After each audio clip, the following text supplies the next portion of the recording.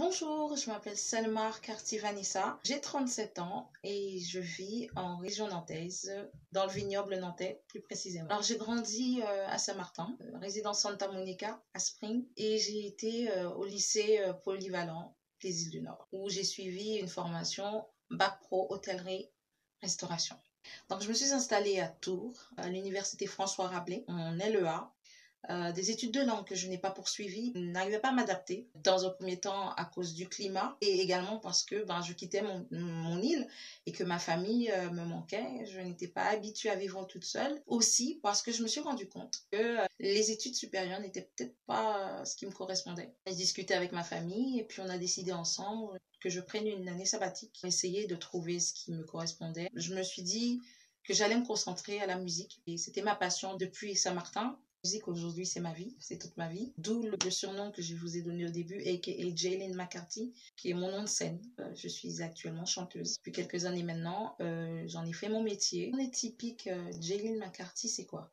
On se réveille, musique. On mange, musique. On dit, musique. Entre les répétitions toute seule dans mon coin, les répétitions avec mon groupe, les recherches de concerts, les rendez-vous professionnels, la musique rythme mon quotidien. Mon plus beau souvenir au lycée, ce serait, ça a un rapport avec la musique encore une fois, c'était le concert Message de paix. Message de paix qui avait été organisé par, entre autres, Madame Fleming.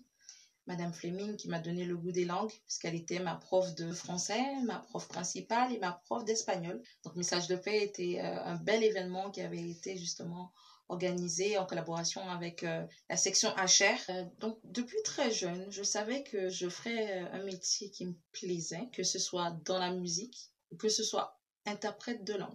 J'avais deux rêves, c'était ça.